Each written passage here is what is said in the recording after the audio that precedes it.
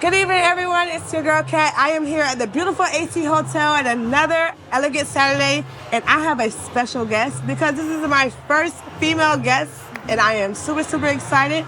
I am here with Dr. Naima Stennett, and I'm going to start it off with Wagwan Popcorn because she is a former volleyball player, team player for Team Jamaica. Absolutely. Welcome. Thank you for having me. So excited to have you here. So we're going to start off by asking your background. How did you get into sports medicine? Before we talk about your athletic abilities. Sure. So as I say to many folks, I'm from the deep south of Jamaica. Yes. And I made my way to the United States on a full volleyball scholarship. So sports provided the passport to a college education that ultimately gave me the opportunity to pursue a career in medicine. So very grateful for that. So as a student athlete, most of my life, I still consider myself an athlete. And sports medicine was the perfect blend between medicine and sports. And yeah, here we are. That's awesome. That's awesome. So there's always opportunities out there. So don't be afraid to do your research and find out what opportunities are available for you. So that's great. So I'm going to ask you about physical therapy and sports medicine because I'm a dancer. I've had an injury before, but we don't have a team of sports medicine doctors with us, so we kind of have to learn preventative injury on our own. So what is the difference between physical therapy and sports medicine? Sure. So first and foremost, PT and sports medicine, we kind of work together. Okay. So within sports medicine, it's a team of healthcare providers, including physical therapy, nutritionists, behavioral health, dentistry, sports medicine, and orthopedic surgeon, chiropractor. And so it's a team of us that helps to take care of athletes and also weekend warriors, right? But physical therapy, you think of more hands-on. They go through the rehabilitation, especially in the rehabbing of injuries as well as treatment of injuries. Sports medicine, we deal with the diagnosis as well as the referral out to our healthcare team to help with not only the rehabilitation but prevention and return to play ultimately. Right. That's awesome. That's awesome. So you have it's like a support team within.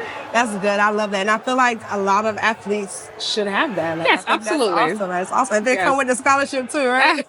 Absolutely. All right. So have you ever figured or thought that you were going to be in this position of being, I would say, like a mentor for athletes?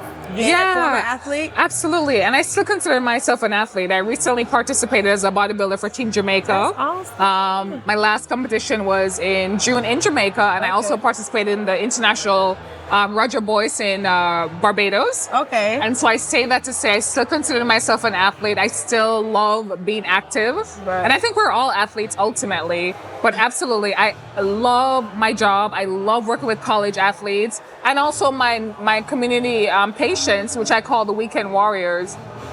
Because it makes me feel young, I feel like, and then it allows me to provide good education and helping them to get through their sports. Okay. So what would you say would be one of the most difficult obstacles just working with college athletes, maybe telling them they can't even play in a game because of their injuries? Like, what are some challenges in your career? Because, as you know, we see the glitz and the glams in sports, but share a little behind the scenes and background. Sure. So I think injuries occur. They're performing at very high levels.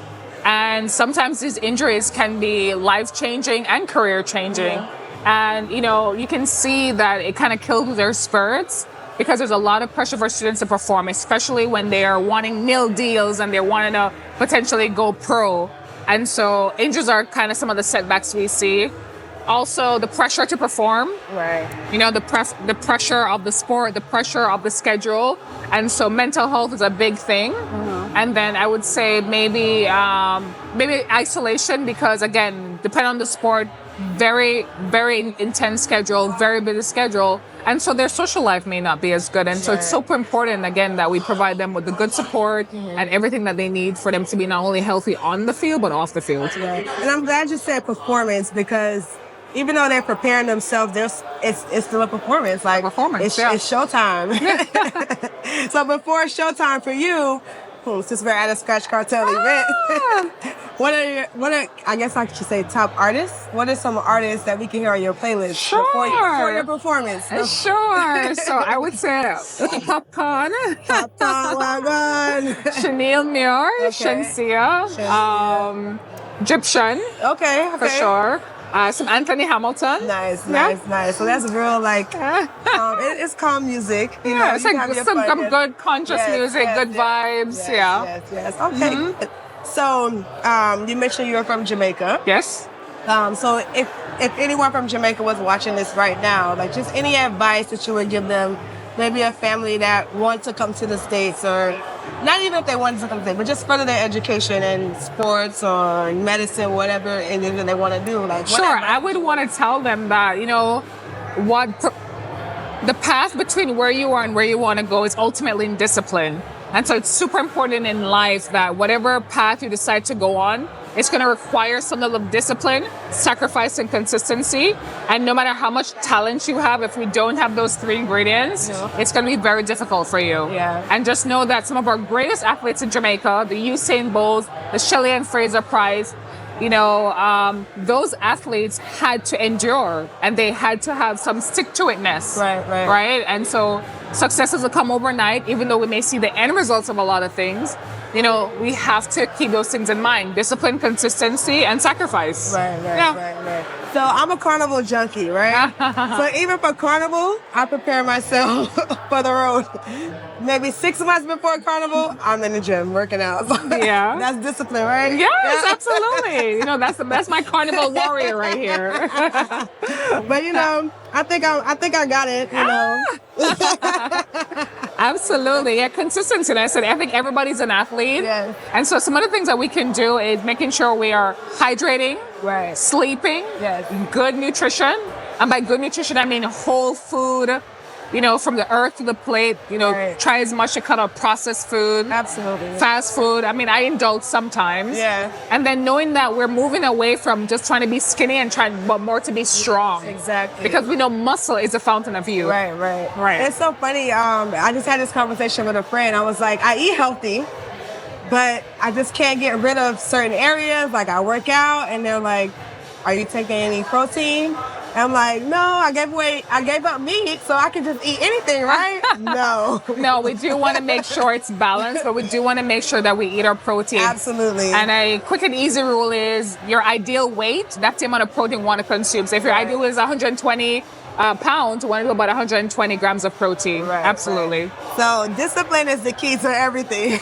Absolutely. Stay disciplined. Don't be afraid to ask questions because the resources are definitely out there for you. Yes, and speaking of resources, so I have a SAT scholarship, and it's for international students who want to come to the U.S., especially for athletes. And so I will offer to pay for the SAT.